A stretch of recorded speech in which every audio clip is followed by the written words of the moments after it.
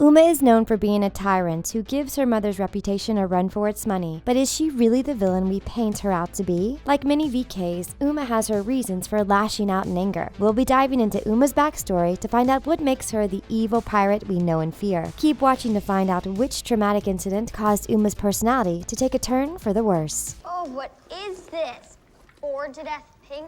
Uma's side of the story. Anyone who knows Uma would say that she's a sassy and manipulative pirate who always has a plan up her sleeve. She was first introduced in Descendants 2 as an evil foe who had little motive for her revolution. Uma was raised by her mother Ursula on the Isle of the Lost, so she basically grew up with Evie, Mal, Jay, and Carlos. But what could have caused her to follow in her mother's footsteps instead of joining the good side with her old friends? Believe it or not, but Uma has a lot more motive than we were first led to believe. In fact, in her point of view, Mal and her crew are every bit to blame for her actions. Although Uma is painted as a tyrant, we wouldn't go as far to label her as heartless. That would just be wrong considering that Uma was seen helping Harry onto the docks mid-battle. Now that doesn't sound like something a selfish person would do. It's clear that Uma is tired of being left on the back burner and desperately wants to be heard. In the end, what's so wrong about wanting to escape from an island you've been imprisoned on because of something your mother did before you were born? Uma's upbringing. Before we can begin to imagine what thoughts run through Uma's head, let's take a gander at her upbringing. This way we can make our minds up about her ourselves. Since Descendants 2 painted Uma in a bad light, many of us were quick to judge her, but even the nicest dogs have their reasons for biting every once in a while, and it looks like Uma didn't have the fairy tale childhood people from Auradon are so accustomed to. So she's about ready to bite anyone in sight, which isn't too surprising. The sea witch was raised by Ursula, who tends to ignore her daughter unless she needs something.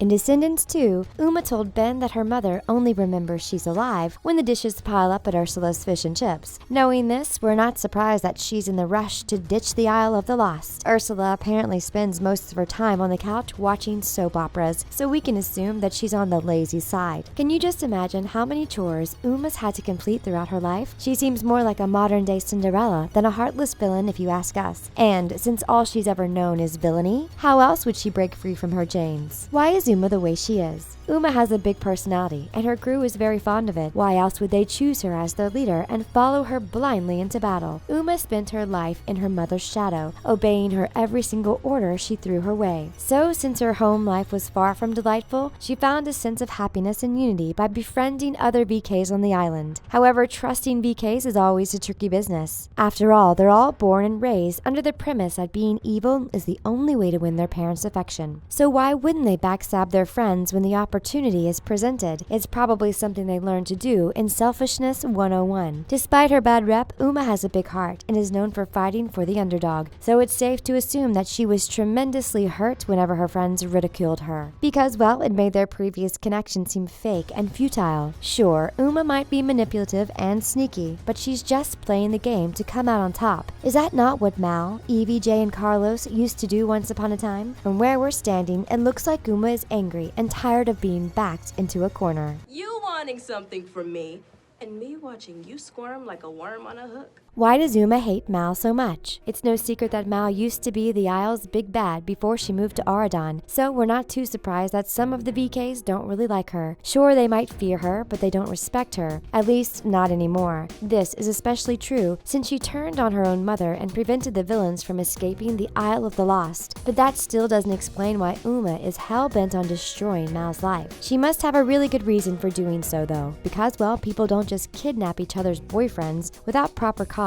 It might surprise you to know that Mal and Uma were once super good friends. In the book Rise of the Isle of the Lost, it's revealed that Uma, Mal, and Maddie used to be the Isle's three amigos. They wreaked havoc on everyone and had a stellar reputation, but one day Mal did something unforgivable, and it's fueled Uma's hatred ever since. The old crew had come up with a plan to prank the unpleasant Cruella de Vil. Midway through their plan, though, Mal fell off the dock and into the water. Uma knew all too well that Mal couldn't swim, so she jumped in after her in an attempt to save her life. This moment of kindness didn't go unnoticed, and it made Uma appear weak in the eyes of her mother. Unfortunately, it was all a ruse concocted by Mal herself. When Uma jumped into the water, Mal appeared behind her and dumped a bucket of cold and slimy shrimp on her head. Everyone laughed and ridiculed Uma, calling her Shrimpy.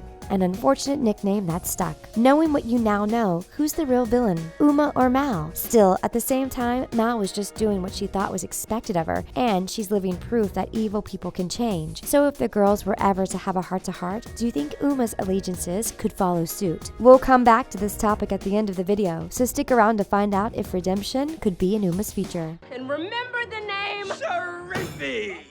The VKs go to Auradon Prep. Years may have passed since Mal publicly humiliated Uma, but Uma's hair still smelt of pungent shrimp. The stench was a constant reminder of Mal's betrayal, but Uma swallowed her pride and kept working at Ursula's fish and chips. At this point, Uma must have been dreaming of a life in Auradon and what it could be like to live among a kind society, whereas Mal would go on to make new friends and forget about her old pal. Uma continued to harness her rage and resentment. Something in Uma snapped when she found out that Mal, Evie, Carlos, and Jay had been chosen to attend Auradon Prep. The news was the cherry on top of Uma's misfortune. Out of everyone on the aisle that Ben could have picked, he chose the one VK who was known for terrorizing and bullying the population. To make matters worse, Mal was tasked with freeing the Isle of the Lost, and everyone was rooting for her. Where was Uma's invitation? What about her dreams? After watching Mal and her friends get escorted to Auradon Prep, Uma saw an opportunity to get some respect, so the Sea Witch quickly made light of her dark situation. Wow, no wonder people work.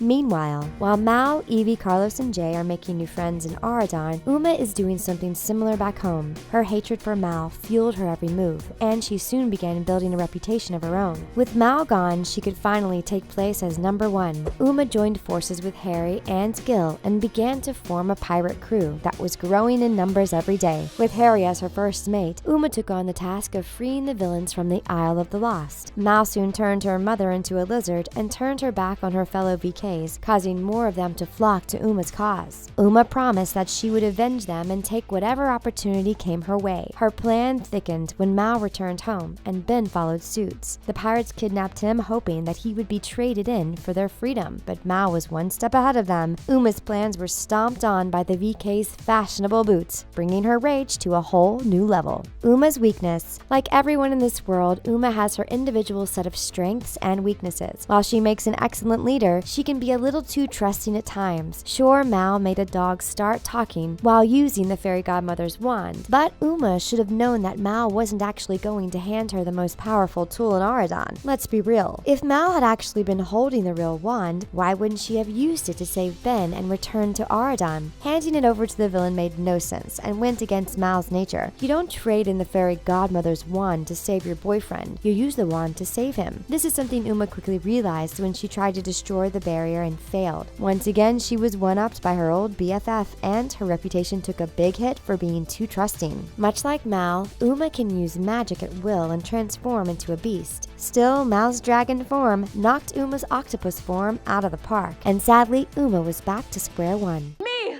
most of all, daughter of Ursula. Uma's master plan. During the VK's time at Auradon Prep, Uma came close to snagging the fairy godmother's wand, as well as King Triton's trident. Unfortunately for her, she ended up being bested by Mal on both accounts. Regardless of this, Uma's time was not wasted. In the end, she acquired a crew, a ship, and a new purpose. Uma's not one to give up easily, which is something we clearly saw in Under the Sea, a Descendants short story. It's here that we find out that Uma is coming for Mal for the third time. It's also where we find out that Uma can possess other people's bodies and talk through them. Mal asks Uma why she thinks she'll be victorious this time around, but Uma is quick to tell her that this time Mal will never see her coming. All this combined with the mysterious blue orb in the forest is a call for concern, and Mal quickly realizes that something big is headed in Auradon's direction. Uma's father. If there's one question Descendants fans keep asking themselves, it's why don't the VKs have fathers? For some strange reason, most of our favorite characters are being raised by single mothers, and we want some answers. Some fans believe that Uma's father is none other than Dr. Facilier, and we got to admit that this makes a little sense. Uma might be able to transform into a hybrid octopus, but her natural form is one of a human, so we can assume that her dad is a human as well. And since Uma has a dark complexion, fans believe that her father and mother are both dark-skinned too. So this makes us set our sights on Dr. Facilier, who totally could have had a fling with Ursula. Some were quick to point out that China and McLean who plays Uma, is sisters with Lauren McLean, who plays Dr. Fasolier's daughter, Freddie. And since they bear a striking resemblance to one another, we believe that their casting wasn't a coincidence. Do you guys think that Dr. Fasolier could be Uma's dad? Sound off in the comment section. What does D3 have in store for Uma? You know the saying, the enemy of my enemy is my friend? Well, apparently Uma and Mal know this saying all too well. We were shocked to see Uma, Harry, and Gil fighting alongside the VKs to beat a group of men in armor in the D3 trailer. This scene quickly flashes across the screen, but it looks like Uma is on Mal's side for once. Could their common enemy make them put their differences aside? Or will Uma strike for the kill once the common threat is defeated? We would love to see Uma receive an invitation to Auradon after she shows her true colors. What do you guys think? Will Uma find herself fighting evil to protect the fate of the world? Looks like we'll have to wait until the summer of 2019 to find out. Give this video a big thumbs up if you think Uma is hella wicked, and don't forget to subscribe to The Things for the latest Descendants news. Thanks for watching, and see you next time!